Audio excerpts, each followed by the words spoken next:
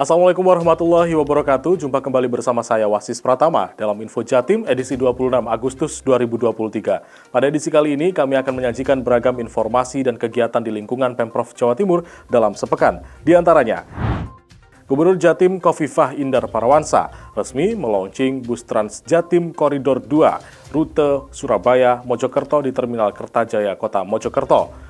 Sebanyak 3.525 surat keputusan atau SK pegawai pemerintah dengan perjanjian kerja atau P3K di lingkungan Pemprov Jatim diserahkan. Komisi Pemberantasan Korupsi atau KPK RI melakukan sosialisasi pencegahan tindak pidana korupsi di hadapan pimpinan dan anggota Dewan Perwakilan Rakyat Daerah atau DPRD Jawa Timur. Dari studio Diskominfo Jatim, inilah Info Jatim selengkapnya. Kita awali dari info transportasi. Gubernur Jawa Timur Khofifah Indar Parawansa resmi melaunching bus Trans Jatim Koridor 2 rute Surabaya Mojokerto di Terminal Kertajaya Kota Mojokerto Minggu 20 Agustus 2023. Beroperasinya bus ini menjadi kado istimewa di momentum perayaan HUT ke-78 Republik Indonesia untuk warga Jawa Timur karena akan mempercepat pertumbuhan dan pergerakan ekonomi, sosial, hingga pendidikan. Khofifah mengungkapkan rasa syukurnya atas peluncuran bus Trans Jatim Koridor 2 rute Surabaya Mojokerto. Hal ini menjadi wujud nyata dan komitmen pemerintah untuk memajukan sektor transportasi di Jawa Timur. Berikut informasi selengkapnya untuk Anda.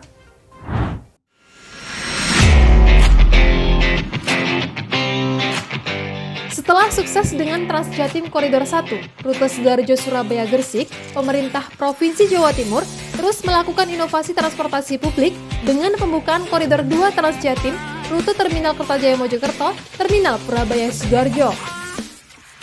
Rute tersebut dibuka oleh Gubernur Jawa Timur Khofifah Indar Parawansa bersamaan dengan peresmian integrasi pembayaran Trans Jatim dan Kereta Komuter Indonesia atau KCI yang menggunakan kartu multitrip atau KMP di Kota Mojokerto pada Minggu 20 Agustus 2023. Selanjutnya, Gubernur Khofifah meminta Dinas Perhubungan Jatim agar tidak pernah berhenti berinovasi dan supaya terus membangun sinergi dengan seluruh stakeholder yang memungkinkan untuk percepatan transportasi publik di Jawa Timur. Ini artinya bahwa bangunan koneksitas di antara aglomerasi Surabaya insya Allah akan lebih mudah, lebih cepat, lebih murah, dan lebih bisa dipastikan jam keberangkatannya insya Allah aman dan nyaman. Ini sudah menggunakan teknologi artificial intelligence. Sementara itu, Kepala Dinas Perhubungan Jatim Yono mengatakan, armada bus yang disiapkan Trans Jatim Koridor 2 rute Mojokerto Sidoarjo ini sebanyak 22 unit, yakni 20 unit armada untuk operasional dan 2 armada untuk cadangan. Diungkapkan Yono, tujuan utama penambahan koridor ini adalah untuk memperbaiki wajah transportasi di Jawa Timur supaya ke depan para pengguna motor bisa beralih naik bus Trans Jatim. Dari Mojokerto, tim Info Jatim melaporkan. Sobat Jatim, kita beralih ke info pemerintahan. Gubernur Jawa Timur Khofifah Indar Parawansa menyerahkan 3.525 surat keputusan atau SK pegawai pemerintah dengan perjanjian kerja atau P3K di lingkungan Pemprov Jatim di Geraha Unesa Surabaya, Senin 21 Agustus sore. Para penerima SK ini merupakan P3K yang berhasil lolos seleksi tahun 2022. Usai menyerahkan SK secara simbolis pada 12 orang P3K, Gubernur Khofifah menekankan pada seluruh P3K pentingnya sistem kerja sinergi dan kolaborasi. Hal ini untuk mewujudkan birokrasi yang kompetitif dan berprestasi menuju Indonesia Emas 2045.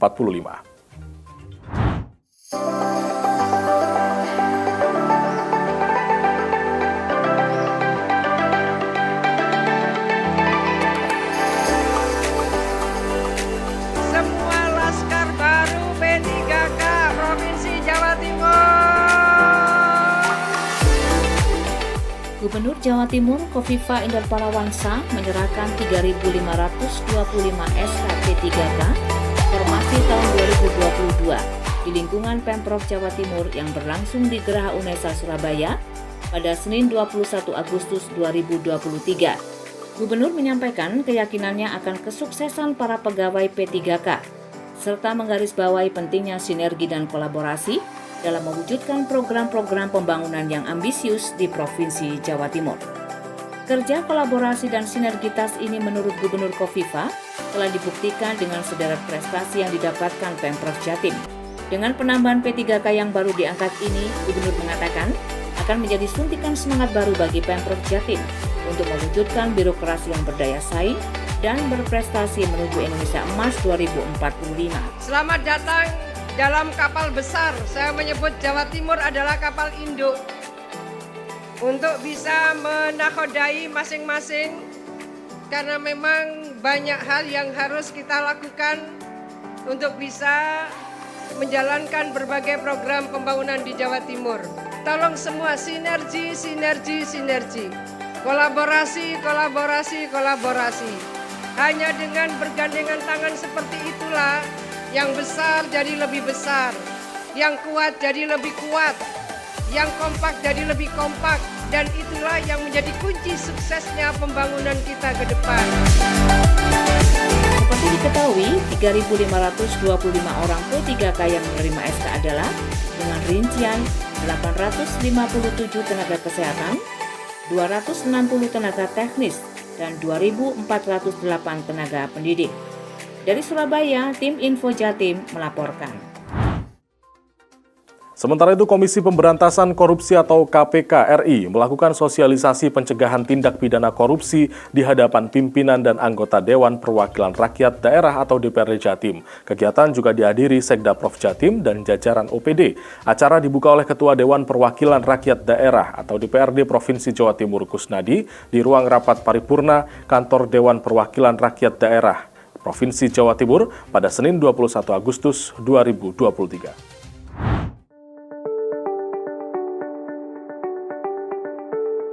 Komisi Pemberantasan Korupsi menggelar kegiatan sosialisasi tentang pencegahan tindak pidana korupsi di kantor DPRD Jatim di ruang paripurna. Kasatgas Supervisi KPK Muhammad Nur Aziz dalam paparannya menegaskan, gratifikasi menjadi akar dari tindak pidana korupsi. Secara umum, Aziz menyebut pemberian sebetulnya tidak dilarang, namun yang dilarang adalah pemberian karena kepentingan terhadap jabatan dan kedudukan sebab terdapat konflik kepentingan. Selain Aziz, juga hadir Kasatgas Koordinasi KPK, Irawati dan Akvita Windiadi yang merupakan Kepala Subauditorat Jawa Timur 1 di BPK Perwakilan Jatim. Kami berharap di dalam momen ini adalah kita bersama-sama bagaimana berkomitmen proses perencanaan sampai dengan penganggaran itu memang berjalan sesuai dengan koridor waktunya, tetapi juga sesuai dengan tidak ada potensi korupsi di dalamnya seperti itu. Karena fungsi dari kami koordinasi adalah salah satunya mengingatkan agar itu tidak terjadi potensi resiko korupsi. Dari Surabaya, tim Info Jatim melaporkan.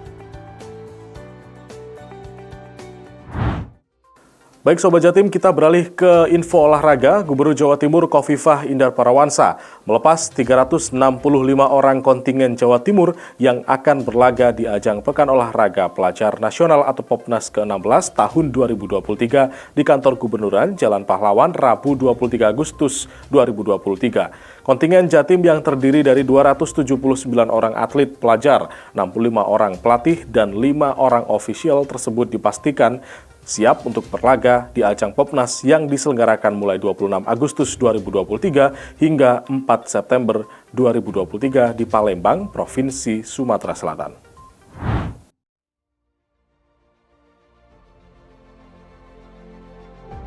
Gubernur Jawa Timur Khofifah Indar Parawansa melepas keberangkatan kontingen Jawa Timur pada Arena Pekan Olahraga Pelajar Nasional atau Popnas ke-16 di Palembang, Sumatera Selatan. Pelepasan kegiatan dilaksanakan di halaman kantor Gubernur Jawa Timur, Jalan Pahlawan, Surabaya, Rabu 23 Agustus 2023. Gubernur Khofifah menyampaikan bahwa seluruh tim kontingen Jawa Timur harus dalam keadaan prima lahir dan batin. Beliau juga menyampaikan bahwa mentor pelatih dimohon untuk saling bersinergi mendampingi para atlet yang akan berlaga di Popnas ke-16. Ikhtiar bumi sudah kita lakukan dan ikhtiar langit juga kita berusaha untuk menggapai. Kita berharap dalam Popnas kali ini tentunya dengan arahan Ibu Gubernur kita bisa menjadi yang terbaik. Mudah-mudahan semua solid, semua dalam keadaan prima, dan ketika kita berlaga semua dalam keadaan prima, insya Allah hasilnya juga premium. Saya ingin hasil premium dari Popnas. Salam olahraga, Jawa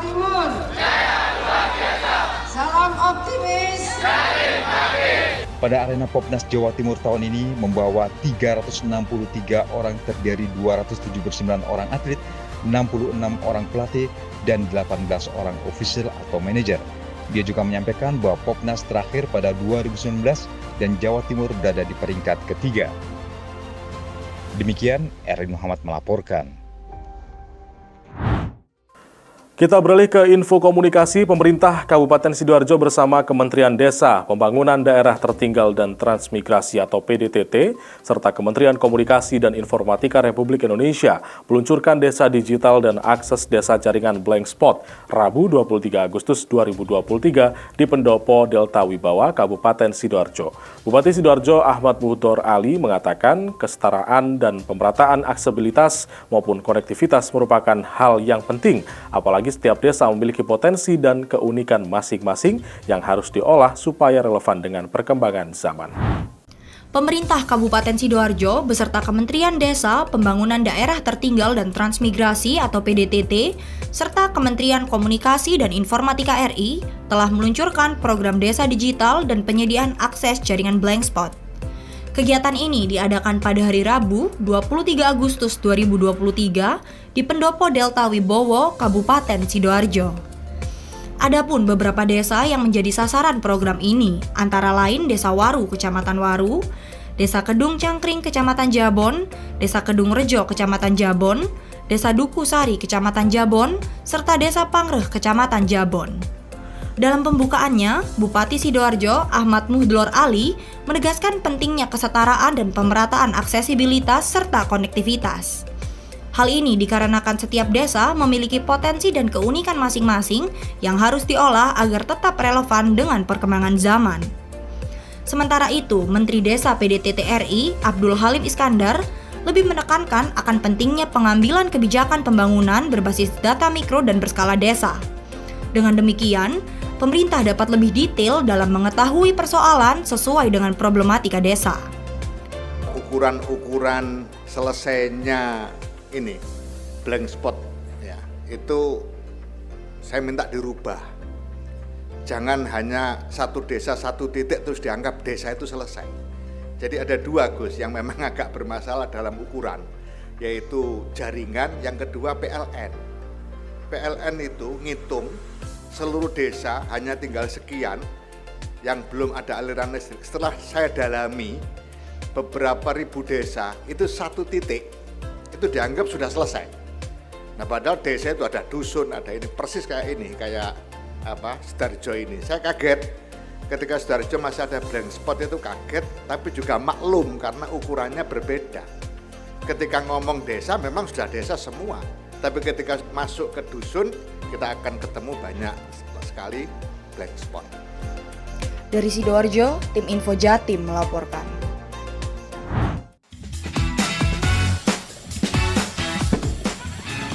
Pak, ya Bunda. iki mang aku wis ditelepon maneh karo gurune, Nduk. Ya, Lek ono tarikan bayaran iku kanggo wisudahan, Pak. 3,5 juta karek awake dhewe tok sing gurung bayar, Pak. Isin aku, Pak. walah Bune. Rasane duit 3 juta setengah. Sikil durung mari, gak iso tangi. Duit kondi terusan. Terus ya apa ngene iki aku balik-balik ditelepon iki lho. Lah ya isin sih aku. Kabeh iku wali murid iku wis bayar kabeh lho, padahal awake dhewe tok. Terus Iso apa ngene? dikandani gurune kono. Delok kondisi bapak kok ngene iki, tangi gak iso e. Wis Pak, wis tak kandhani. Tapi jarene iku ya wis di kono iku wis bayar kabeh. Kudu wis apa kecil catering ya wis bayar, gedung wis nyewa, dekorasi wis nyewa. Karek awake dhewe tok sing durung bayar, Pak. Bapak iki gak kerja suwi, golek duit kondi. Apa kok nyolong? Kok ngerti kono gurune kono? Kandhane ono ngene iku, kondisi bapak kok ngene iki. Wis lho Pak, terus mari ngono ya apa, Pak? Terus mari ngono bapak lek wis sudah terus gak lulus ngono ta. Ya aku terus piye ngene iki aku? Nang lu ngene iki mikir awak loro kon golek duit. Ya apa sih Pak? Wis pokoke gak ngerti aku soe. Aku nyelu aku sang ngene iki. Dan gue kan bisa gila iya. Golek solusi, terus mari ngono. Ya kan gak ada apa gurune apa itu.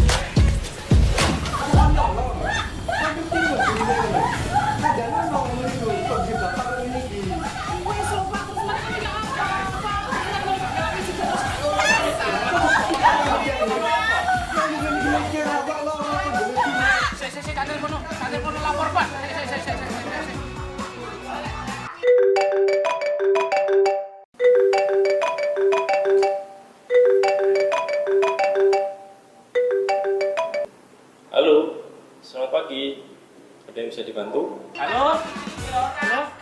lapor Pak nggih? Iya, betul. Iya, lapor Pak. Saya minta tolong ini, saya minta tolong. Ada anak yang harus dibantu ini. Anu di Gayung Sari. Gayung Sari. Ini tolong, saya Sherlock. Baik, terima kasih Bapak. Kamera sudah di sana.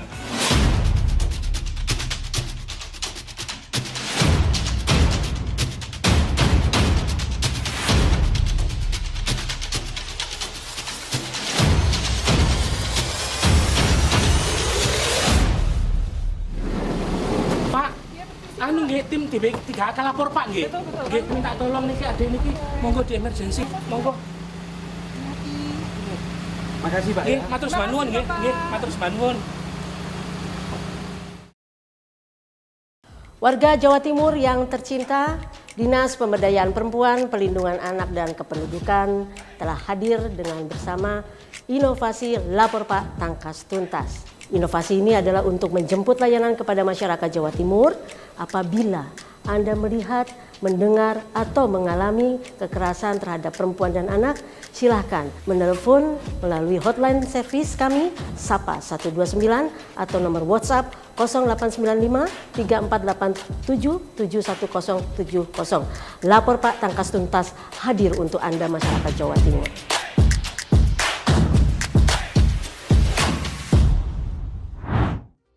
Kita beralih ke info pemerintahan. Gubernur Jawa Timur Khofifah Indar Parawansa meluangkan waktunya untuk menyapa para aparatur sipil negara atau ASN di lingkungan kerja Bakorwil 4 Pamekasan, Rabu 23 Agustus 2023. Selain menyapa, pihaknya juga mengevaluasi kinerja para ASN yang bertugas di lingkungan Bakorwil 4 Pamekasan, baik yang bertugas di Sumeneb, Pamekasan, Sampang, dan Bangkalan. Kegiatan yang dipusatkan di Gedung Bakorwil 4 Pamekasan itu dihadiri oleh Kepala Dinas Cabang Pendidikan Semadura, Kepala Sekolah SMAN dan SMKN Semadura, Kepala UPT, serta para pimpinan OPD di lingkungan Pemprov Jawa Timur. Gubernur Jawa Timur Khofifah Indar Parawansa menyapa dan memotivasi aparatur sipil negara atau ASN sewilayah Bakorwil 4 Pamekasan, Rabu 23 Agustus 2023. Di pertemuan itu, Gubernur Khofifah memaparkan sejumlah prestasi dan keberhasilan yang diperoleh Provinsi Jawa Timur dari pemerintah pusat.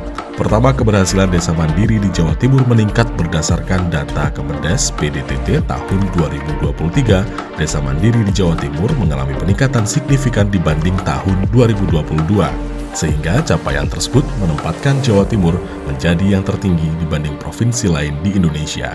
5 hari yang lalu, rilis dari Kemendes PDTT, Desa Mandiri di Jawa Timur sekarang ini 2.800 desa.